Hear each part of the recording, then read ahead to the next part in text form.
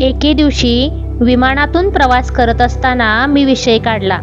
नीतू, समज मला heart attack आला तर तूच माझी सर्जरी करशील ना?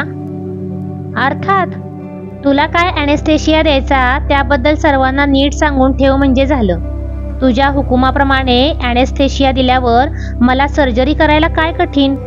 आणि तुला माहीतच आहे, ऑपरेशन थिएटरमध्ये जशी तू माझी बायको नसतेस त्यावेळी तू माझी पेशंट असशील, त्यामुळे काहीच प्रॉब्लेम नाही. पण आजच हे काय खूळ आले डोक्यात? आणि समज तुला हार्ट अटॅक आला तर कुणाला बोलवायचं सर्जन म्हणून? त्यावर तो म्हणाला, हार्ट नसलेल्या माणसाला हार्ट अटॅक येतो असं आजवर कुठं घडलंय का? आणि जोर जोरात 7 मजली हसत म्हणाला, मी हरणार नाहीये आज. अरे गंमत म्हणून सांग ना, तुझ्या हार्टवर सर्जरी करायला कुणाला बोलावशील बरं? समजा तुला हार्ट असतं आणि त्याला हार्ट अटॅक आला असता तर तुझ्यासारखा एक्सपर्ट कोण? हां, बायपास सर्जरी करायची तर भट्टाचार्याला बोलावा. पण मुंबईत सध्या तरी हृदयारोपण करण्याच्या भानगडीत कुणी पडू नये. माझं हॉस्पिटल झालं आणि तशी सर्व व्यवस्था झाली की मग केलं तर चालेल माझ्यावर हृदयारोपण. मग बोलावा डॉक्टर वलियाथनना त्यासाठी. ॲनेस्थेशिया मात्र डॉक्टर मिसेस मांडक्यांचाच हवा बरं का. आमचं हे मस्करीतलं बोलणं अकस्मात खरं ठरेल हे तेव्हा मला बिचारीला काय कल्पना. नीतू 11 ते 17 मे 2003 या काळात त्याच्या कामात अतिशय व्यग्र होता. डॉक्टर शरद आणि डॉक्टर सई जाधव यांच्या जाधव हॉस्पिटलच्या उद्घाटनासाठी त्याला 18 मे रोजी सकाळी 10 वाजता भिवंडीला पोचायचं होतं. आम्ही जरा लवकर पोचलो. तिथं रांगोळी काढत असलेल्या बायकांशी बोलून आम्ही वर गेलो. तिथंही धावपळ चालली होती. आम्ही येऊन उभे राहिलेले त्यांना कळल्यावर अजून गडबड उडाली. तिथं आम्ही उद्घाटन केलं. तिथे प्रोजेक्टरमध्ये काही बिघाड झाला. नीतूनं त्या टेक्निशियनची थट्टा मस्करी करत स्वतःच्या कॉम्प्युटरवरून त्याच्या स्लाइड व CD दाखवली. कॉम्प्युटर प्रोजेक्टर कसा लावायचा मला काहीच माहीत नव्हतं. परंतु पुढच्या 2 महिन्यात हे सर्व शिकून भाषण देण्याची वेळ माझ्यावर येणार आहे याची मला त्यावेळी यत्किंचितही कल्पना नव्हती. तिथं जेवायचा आग्रह झाला, परंतु ऑपरेशनसाठी पुण्याला वेळेवर पोचायला हवं म्हणून आम्ही तातडीनं निघालो. नीतू खुशीत होता. वाटेत ऑपरेशन कॅन्सल झाल्याचा हॉस्पिटलमधून फोन आला. लगेच नीतूच्या डोक्यात पर्यायी कार्यक्रम तयार झाला. त्यानं योगेशला फोन केला. त्याच्याबरोबर पिरंगुटच्या त्याच्या फॅक्टरीवर जाऊन हॉस्पिटलसाठी बनवलेली नर्स कॉल सेंटर व स्वयंचलित हॉस्पिटल बेड त्यानं पाहिले आणि ते साहित्य घेण्याचं ठरवलं. आम्ही रात्री 9 वाजता तिथून परस्पर मुंबईला येण्यासाठी निघालो. नीतू भज्यांवर ताव मारून आला होता, त्यामुळे मुंबईला फोन करून आमची पेटंट मुगाची खिचडी तयार ठेवायला सांगितली. काका आमच्याबरोबर मुंबईला आले. आम्ही रात्री 10:30 वाजता पार्ल्याला पोचलो. दुसऱ्या दिवशी मी उठले तर माझी मान धरली होती. नीतूनं अस्मिताला फोन करून सांगितलं, मॅडम येणार नाहीत, आज त्यांची मान दुखते, चालेल ना तुला? मी करेन तुला लागेल ती मदत. माझ्या मानेखाली व्हायब्रेटिंग पिलो ठेवून माझ्या गालावरून हळूवार हात फिरवून तो हॉस्पिटलमध्ये गेला. त्या दिवसभरात त्याचा फोन आला नाही. मी माझ्या योग शिक्षकांना फोन करून काही आसनं केली. मला जरा बरं वाटलं. मग वेगवेगळे उद्योग मुद्दाम काढून केले. रात्री 9:30 वाजता अलोदियाचा फोन आला. आज जमशेद दलालचा वाढदिवस आहे. मी लगेच त्याला फोन केला. तो पॅरिसमध्ये कॉन्फरन्ससाठी गेला होता. नीतूचा 11:15 वाजता फोन आला. काय, कशी आहे मान? उगीच अवघडत बसून TV बघू नका, विश्रांती घ्या. उद्या 2 केसेस आहेत लीलावतीला, पण मी अस्मिताला यायला सांगितलं आहे. तुम्ही उद्याही येऊ नका. काही नडलेलं नाही. मी निघतोच आहे आता. तनाजच्या मुलीला पाहायला आपण उद्या जाणारच आहोत, त्यामुळे मी आज ब्रिज कँडीला थांबत नाही. सरळ येतो बाईसाहेबांची सेवा करायला. माझं जेवण झालेलं होतं. मी अंथरुणावर जरा आडवी झाले. जुई 10 वाजता तिच्या मित्राबरोबर कॉफी प्यायला म्हणून गेली होती. 20 मिनिटं झाली असतील नसतील एवढ्यात अलोदियाचा फोन आला की डॉक्टरांना तुझ्याशी बोलायचंय. माझ्या छातीत दुखतंय. मी हिंदुजा किंवा लीलावतीला जाऊन तपासून घेतो. शिरीषला पाठवून दे, तो म्हणाला. नीतूच्या छातीत 2.5-3 वर्षांपूर्वी असंच एकदा दुखलं होतं. तेव्हा तो लीलावतीला गेला होता. त्यानं जमशेद दलालला फोन करून बोलावून घेतलं होतं. कार्डिओग्रॅम काढला, तो नॉर्मल होता. शिरीष ही लीलावतीला गेला होता आणि मग दोघं खिदळत घरी आले होते. दुसऱ्या दिवशी स्ट्रेस टेस्ट, थॅलियम टेस्ट वगैरे सर्व करून घेतल्या. त्याही नॉर्मल होत्या. त्यामुळे आजही शिरीषला पाठव म्हटल्यावर मला फारसं काही वाटलं नाही. पण पहिल्यापासून नीतूला थोडं काही झालं तरी माझ्या पोटात खड्डा पडे आणि त्याला त्रास होऊ नये म्हणून मी मनोमन देवाची प्रार्थना करत असे. कारण स्वतःसाठी दुसऱ्याला तो काहीच करू द्यायचा नाही. क्वचित मान दुखली म्हणून मान रगडली तर म्हणायचा, फुलपाखरू चालल्यासारखं वाटतंय. हे सगळं मला एका क्षणात आठवलं.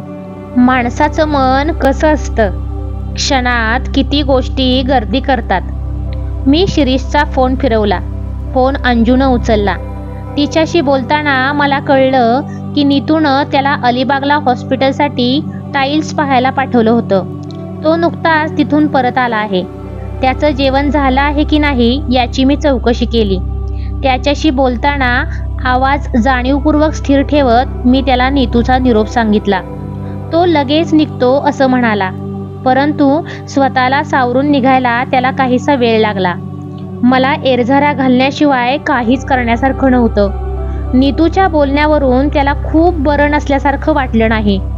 मी हॉस्पिटलमध्ये जावं का नाही ते मला कळेना. जुईसुद्धा घरात नव्हती.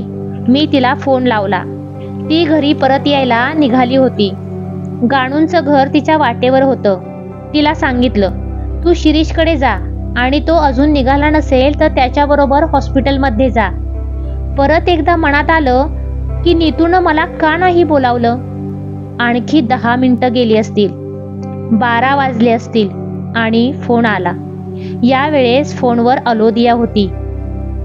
अलका, डॉक्टरांनी तुला हॉस्पिटलमध्ये बोलावलं आहे. त्यांना हार्ट अटॅक आला आहे. ती घाबरली होती आणि रडतही होती. मी सांगितलं की मी लगेच निघते, तू घाबरू नकोस. तो फोन ठेवायच्या आत दुसरा फोन खणला. डॉक्टर शिरीष बोरकर फोनवर होते.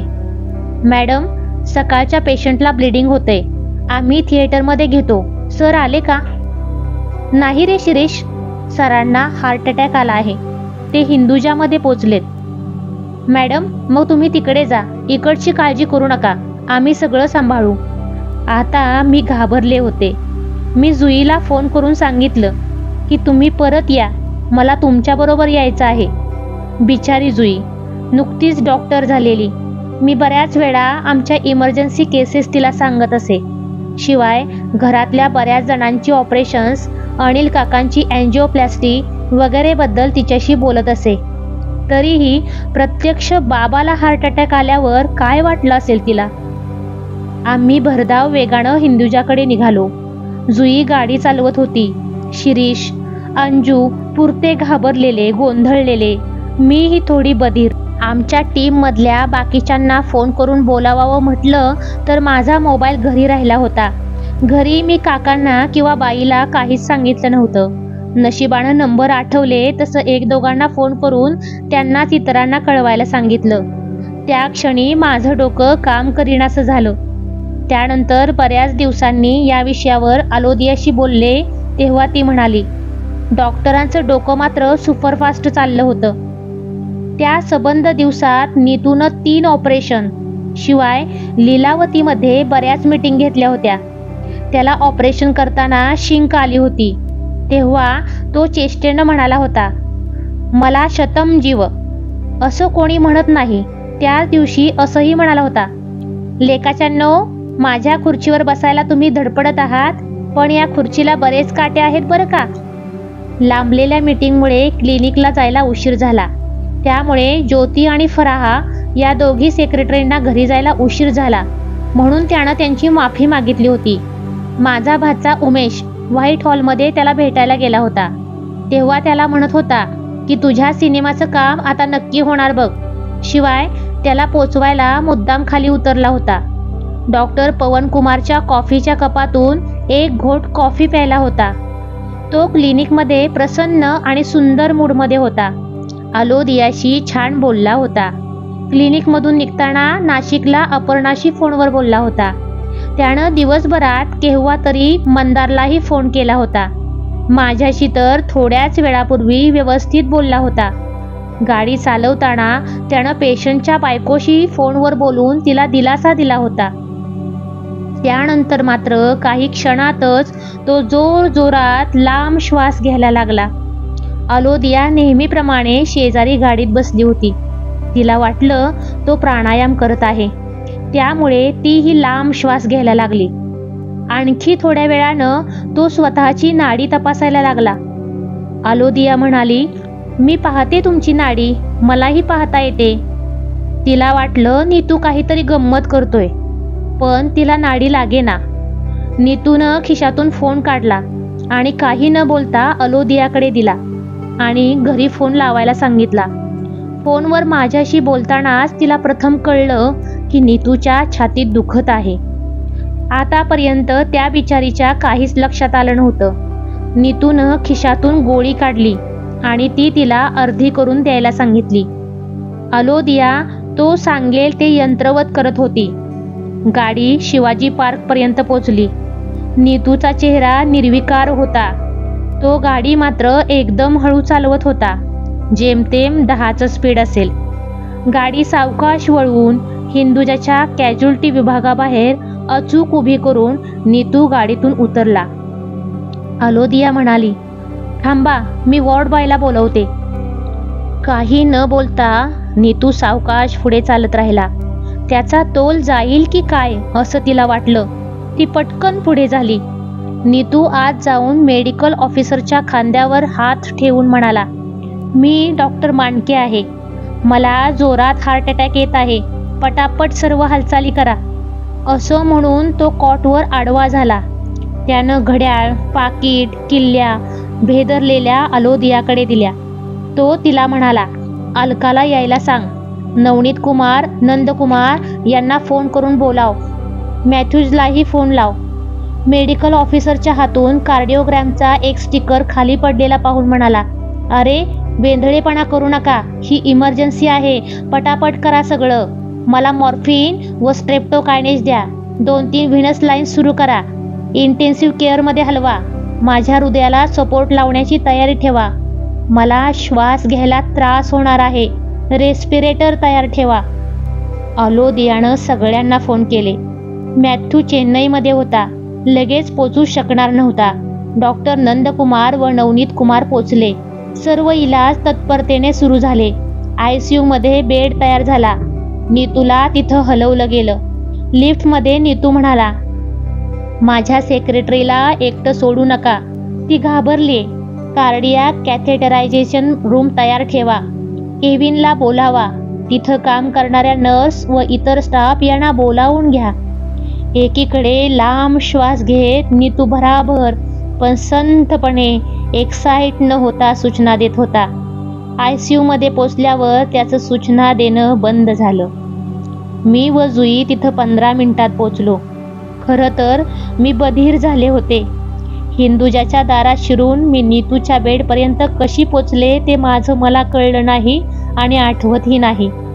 नीतूच्या क्युबिकलमध्ये 10-12 जण होतो. हे दृश्य मला नवीन नव्हतं. सिरियस पेशंटच्या भोवती नर्स, डॉक्टर यांचा गराडा असतो. प्रत्येकजण आपलं काम ठरल्याप्रमाणे करत असतो. डॉक्टर नर्सना वेगवेगळ्या सूचना देत असतात. आता फरक एवढाच होता की इथं पेशंट माझा नीतू होता. माझ्या डोळ्यांवर विश्वास बसत नव्हता. मी पटकन नीतूच्या अगदी जवळ जाऊन त्याच्या डोळ्यात पाहिलं. तो म्हणाला, मला वाटत नाही मी जगीन. त्यावर मी म्हणाले, असं नको बोलू, मी आले आहे ना, काळजी करू नकोस. मला सगळी खोली माझ्या भोवती फिरते आहे असं वाटलं. तेवढ्यात जुई माझ्या मागून बोलली, आई सेंट्रल लाईन घाल, वेगवेगळी औषधं द्यायला लागतील ना. मी ताडकन भानावर आले. नवनीत म्हणाला, अलका आम्ही आधीच 3 लाईन घातल्या आहेत. आम्ही आता सपोर्ट पंप लावत आहोत. मी कार्डियाक मॉनिटरकडे पाहिलं. हार्ट अनियमित, ब्लड प्रेशर खाली चाललेलं. हे मी काय पाहते? माझ्यातील ॲनेस्थेटिस्ट जागी झाली आणि त्वरित कामाला लागली. त्याच्या तोंडावर ऑक्सिजनचा मास्क ठेवून मी सांगितलं, लांब लांब श्वास घे. अगदी लहान मुलासारखं तो ऐकत गेला. डोळे मिटून तो लांब लांब श्वास घेऊ लागला. नवनीत त्याला शॉक द्यायला लागला. मीही वेगवेगळ्या सूचना देऊ लागले. आम्ही प्रयत्नांची शिकस्त करत होतो. परत परत शॉक द्यावे लागत होते. त्याला 1 वाजता कॅथेटरायझेशन लॅबमध्ये नेलं. त्याची स्थिती प्रत्येक क्षणाला खालावत होती. त्याला प्राणवायू नीट मिळावा म्हणून मशीन लावलं. औषधं आणि पंप यांच्या सहाय्यानं त्याचं हृदय चालू ठेवलं होतं. रक्तदाब कमीच होता. काळजी वाटत होती, पण उपचाराची जरुरी जास्त होती. त्यामुळे काळजीच्या अधीन न होण्याचा माझा प्रयत्न चालू होता. सगळे डॉक्टर, नर्सेस जीवाच्या करारानं लढत होते. तोवर दुसरा कार्डिओलॉजिस्ट पोंडेही आला. दोघांनी मिळून अँजिओग्राफी केली. नीतूच्या कोरोनरीज वाईट ठिकाणी तुंबल्या होत्या. नीतू त्याला विडो मेकर डिसीज म्हणायचा, म्हणजे स्त्रीला विधवा करणारा आजार. तसंच ते प्रकरण होतं. तो सांगायचा, मृत्यू हेच या आजाराचं पहिलं लक्षण असतं. त्यामुळे गाडी चालवणाऱ्याला जर अशा प्रकारे हार्ट अटॅक आला तर त्याचा गाडीवरचा ताबा जातो. बाकीच्यांना वाटतं की अपघात झाला म्हणून माणूस गेला, परंतु इथं गाडी नीतू चालवत होता. म्हणूनच तो हॉस्पिटलपर्यंत सुखरूप पोचला. तो गोंधळून गेला नाही. तो लांब लांब श्वास घेत होता. त्यानं सर्व इलाजांची व्यवस्था स्वतः केली. उरलेले इलाज डॉक्टरांवर सोपवून तो आता पूर्ण विश्वासानिशी त्यांच्या स्वाधीन झाला होता. अशा तऱ्हेचे ब्लॉक असतील तर सहसा अँजिओप्लास्टीचा उपयोग होत नाही. बायपास सर्जरी करावी लागते. त्यासाठी भट्टाचार्यांना बोलावायचं ठरलं. त्यांना फोन केला. त्यांनीही लगेच येतो म्हणून सांगितलं. परंतु ते येऊन पोचेपर्यंत नियतीनं पुन्हा एकदा आपलंच म्हणणं खरं करण्याचा चंग बांधला. नीतूची हृदयक्रिया बंद पडली. औषधांचं प्रमाण वाढवलं. आणखी जालीम औषधं, शॉक मसाज असे अगदी अंतिम इलाज करून आम्ही त्याचं हृदय कसं बसं चालू ठेवत होतो. शेवटी अँजिओप्लास्टी करायची ठरवली. त्यात धोका होता, पण तो नाही पत्करला तर मृत्यू अटळ होता. हे सगळं खरोखर घडतंय याच्यावर विश्वास बसत नव्हता, पण त्याची खात्री पटवण्याची ही वेळ नव्हती. आतापर्यंतच्या अनुभवाचा आणि ज्ञानाचा असा अगदी अनपेक्षितपणे नीतूसाठी उपयोग करावा लागत होता. तो करताना काळजावर धोंडा ठेवणं म्हणजे काय ते कळत होतं. एकदाची अँजिओप्लास्टी झाली. चोंदलेली मुख्य हृदयरोहिणी मोकळी झाली. आता तो अगदी चमत्कार झाल्यासारखा सुधारणार आहे अशी आशा वाटू लागली. तेवढ्यात डॉक्टर भट्टाचार्य आले. हृदयाचा नियमितपणा आणि रक्तदाब नॉर्मल राहण्यासाठी औषधांचा मारा चालू होता. ते पाहून भट्टाचार्य म्हणाले, आता आपण 48 तास नीतूचं हृदय कसा प्रतिसाद देतं ते पाहूया आणि गुरुवारी त्याचं ऑपरेशन करूया. जर लगेच ऑपरेशन केलं तर धोका जास्त आहे. मेंदूत रक्तस्राव होण्याची शक्यता आहे. त्यात तज्ज्ञ आणि अनुभवी शल्य विशारदाशी वादविवाद करण्याची ना माझी कुवत होती ना ती वेळ होती. नीतूचं हृदय या अँजिओप्लास्टीला सकारात्मक प्रतिसाद देईल आणि मग आपण त्यावर छान शस्त्रक्रिया करून घेऊ. कदाचित उद्या सकाळपर्यंत तोच आपल्याशी काय करावं याची चर्चा करील असं मनात येऊन गेलं. डॉक्टर असूनही असे भाबडे विचार मनात ठेवून नीतूला पुन्हा ICUमध्ये पुढील देखरेखीसाठी व उपचारासाठी नेलं. परिस्थितीचं गांभीर्य जुईच्या लक्षात आलं होतं. तिनं न डगमगता सर्व नातेवाईकांना फोन केले. चारुता पुण्याला हॉस्पिटलमध्ये काम करत होती. तिला जबरदस्त धक्का बसला. Doctor Venugopal Delhi, doctor Naresh Trehan Delhi, doctor Prasadrao Hyderabad, doctor Jatin Desai London, doctor Mukesh Hariyawala America अशा अनेक हृदय शल्यविशारदांनी फोनवर बोलून मदतीसाठी हात पुढे केला. मुंबईतले एकूण एक हृदय शल्यविशारद स्वतः येऊन भेटून गेले. नीतू केवढा मोठा माणूस आहे याची पदोपदी प्रचिती येत होती. कित्येक जण हॉस्पिटलच्या आवारात प्रार्थनेला बसले होते. आज ते सगळं धूसर दिसतंय. चारुता, जुई, ज्योती, शुभदा, अजित, ज्योत्स्ना ही सगळी घरातील डॉक्टर मंडळी वेगवेगळ्या शंकांना आपापल्या परीनं उत्तरं देत आहेत. एकंदर सार्वत्रिक हावभाव भेदरलेले, हवालदिल झालेले, चिंतातूर. पण निराशावादी, नकारात्मक कोणी नाही. कारण नीतूला काही होऊच शकत नाही असा एक दुर्दम्य विश्वास.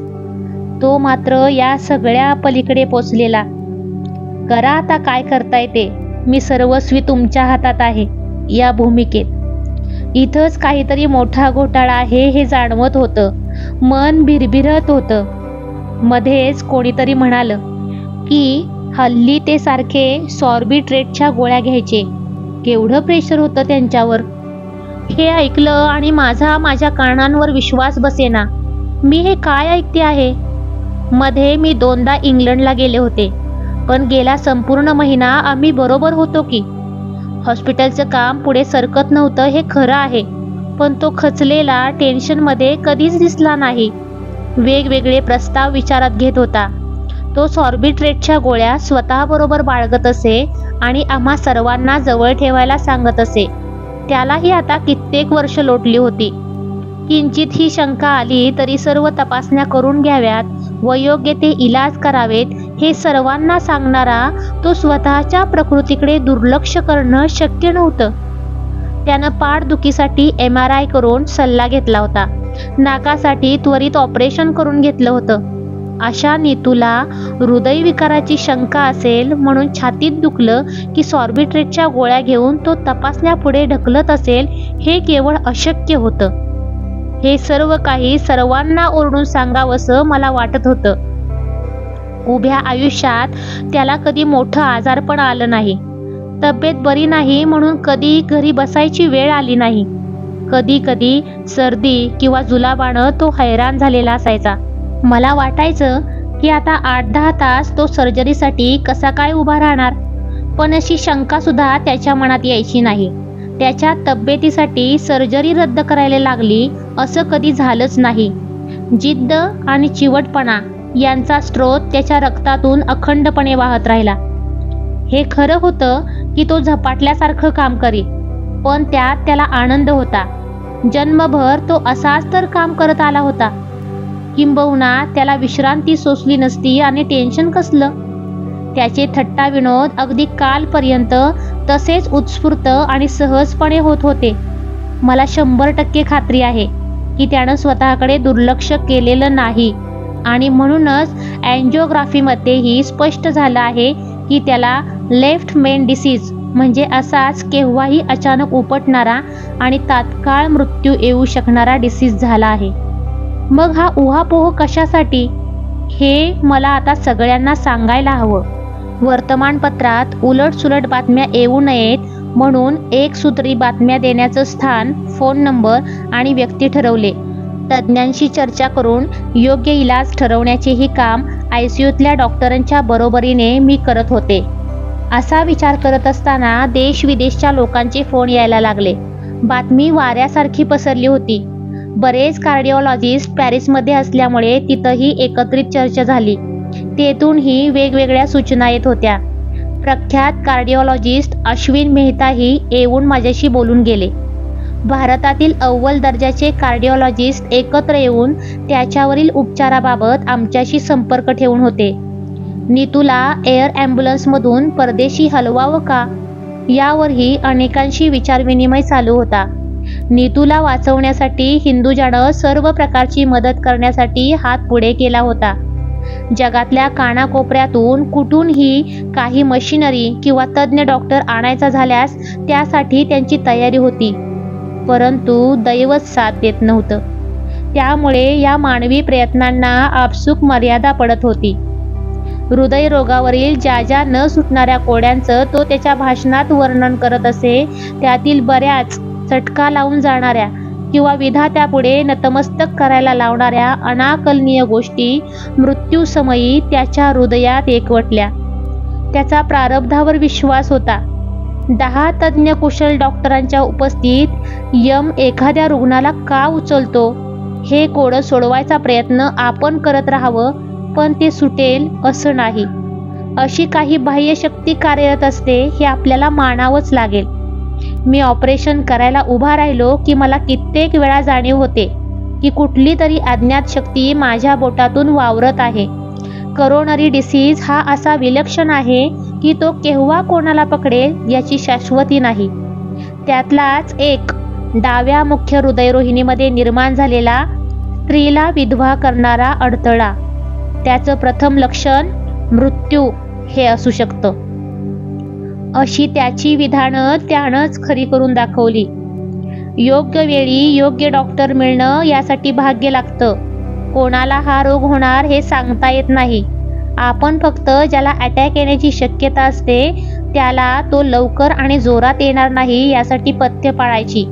मी देव नाही, देव माझ्याकडून करवून घेतो. यशस्वी ऑपरेशनचं श्रेय मी घेत नाही, तसंच अपयशाचं ओझंही वाहत नाही.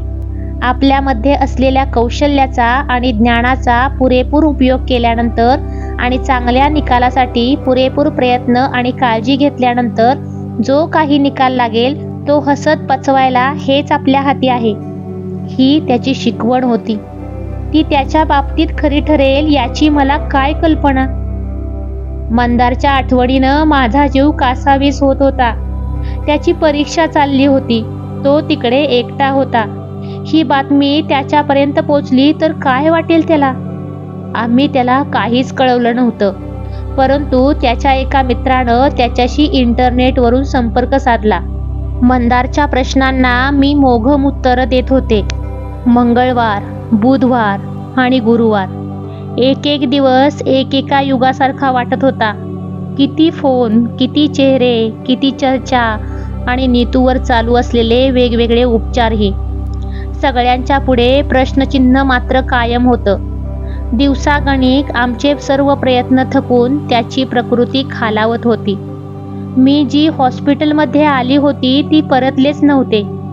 काकांना तातडीनं पुण्याला पाठवलं होतं. मंगळवारचा दिवस सरला तसं मूत्रपिंड काम करीनासं झालं. त्यासाठी दिलेल्या औषधांचा थोडा परिणाम झाला, पण बुधवारी पहाटे ते परत निकामी झालं. मग डायलिसिसला सुरुवात केली. ते शेवटपर्यंत करत राहावं लागलं. गुरुवारी दुपारी 1:50 नीतूची प्राणज्योत मालवली.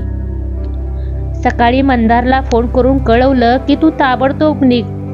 त्या दिवशी त्याचा शेवटचा पेपर होता. तो म्हणाला, मी परीक्षा देऊन निघतो. बिचाऱ्याला परिस्थितीची काहीच कल्पना नव्हती. फर्स्ट क्लासचं तिकीट काढून त्याला बोलावून घेतलं. मंदार रात्री परतला. मी, जुई, शिरीष, हेमाताई त्याला आणायला विमानतळावर गेलो. हेमाताई आणि शिरीष गाडीत अखंड रडत होती. बातमी ऐकताच मंदार डोकं धरून बसला. मी पूर्णतः बधीर झाले होते. मला कळत होतं की या प्रसंगाला आपण किती भक्कमपणे आणि धडाडीनं सामोरे जातो यावर इतरांची परिस्थिती अवलंबून आहे. झालं ते महाभयंकर आहे. ते मी बदलू शकत नाही. नीतू नेहमी प्राप्त परिस्थितीत चौफेर विचार करून काय करायचं याचा पटकन निर्णय घ्यायचा आणि करून मोकळा व्हायचा. मला आता तसंच काही करायला, वागायला शिकायचं आहे. तो गेल्यानं एक मोठी पोकळी निर्माण झाली आहे. ती कशानंच भरून निघणार नाही. त्याबद्दल दुःख करून, हताश होऊन काय साधणार आहे. त्यानं उभा केलेला डोलारा मी कोसळू देणार नाही. चारुता, जुई, मंदार आणि आई यांची समजूत कशी घालायची. सगळ्यांनी खंबीरपणे उभं राहायला हवं. नीतू लाखो लोकांचा आधार होता. त्या सगळ्यांना आधार पुरवण्याचं आश्वासन मी देऊ शकत नाही. ती माझी कुवत नाही.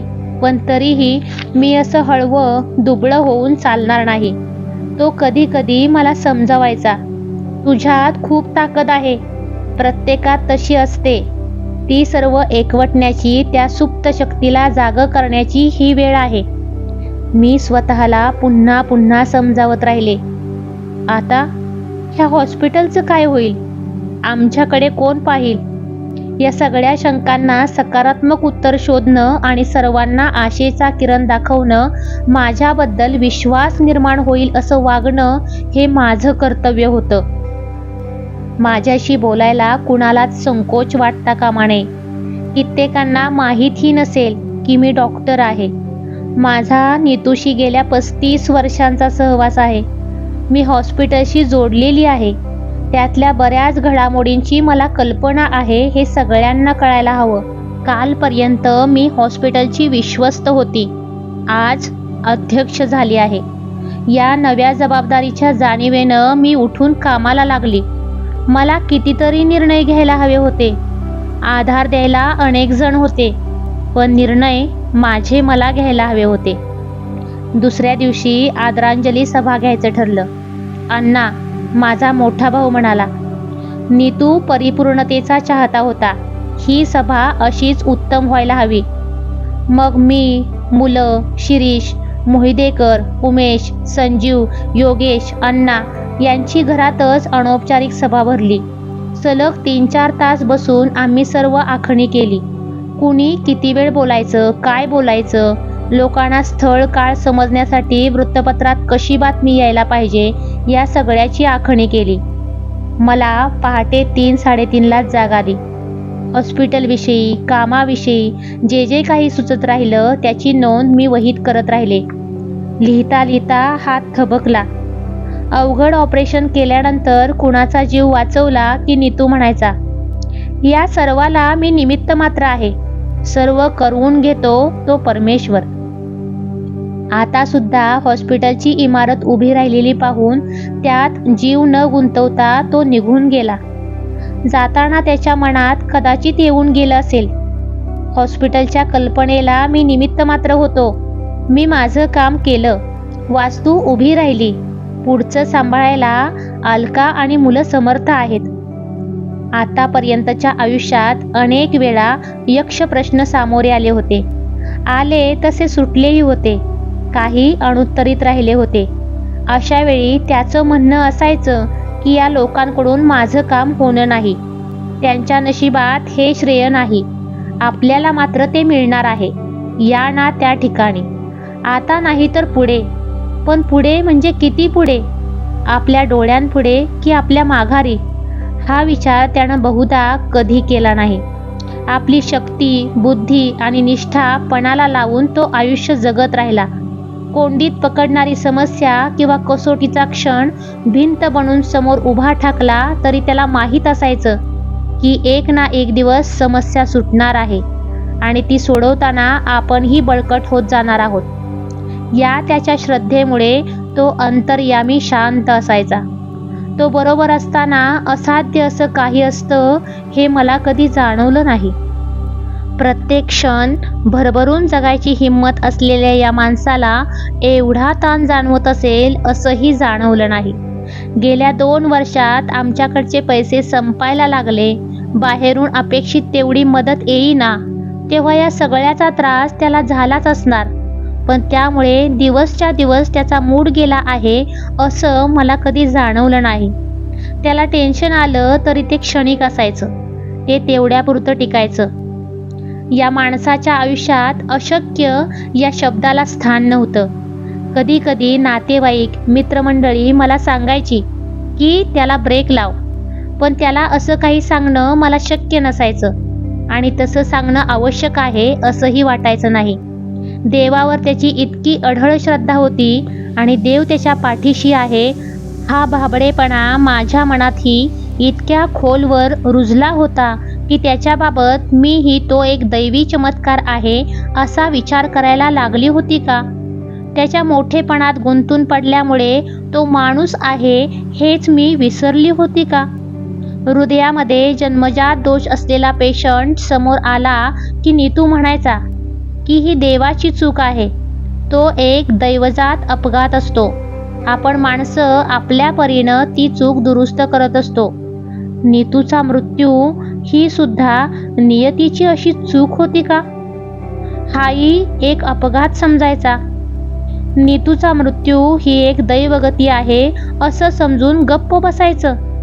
अभय बंग सारखा सुज्ञ आणि समाजव्रती डॉक्टर जेव्हा कळवळून विचारतो की नीतू सारख्या उमद्या निर्व्यसनी माणसाचा बळी कोणी घेतला, तेव्हा त्याच्या प्रश्नातील आर्तता आणि आकांत याकडे दुर्लक्षही करता येत नाही. नीतूविषयी सद्भाव असणाऱ्या त्यांच्यासारख्या अनेकांना वाटतं की नीतूचं हॉस्पिटलचं स्वप्न म्हणजे गोवर्धन पर्वत उचलण्यासारखं होतं, परंतु त्याकरता काठीचा टेकू देण्यासाठी त्याला अपेक्षित असलेले देशबांधव पुढे आले नाहीत. पण म्हणून स्वप्नाचं पर्वतप्राय ओझं स्वतःच्या खांद्यावरून उतरवण्यातला नीतू नव्हताच. आलात तर तुमच्याबरोबर, नाही तर तुमच्याशिवाय, असं म्हणत लढणाऱ्या जवानाचं रक्त त्याच्या नसानसातून वाहत होतं. त्या धैर्यपूर्तीसाठी तो लढला. लढता लढता थकला, कारण तो शेवटी माणूस होता. हे कळायला मला किती उशीर झाला आहे.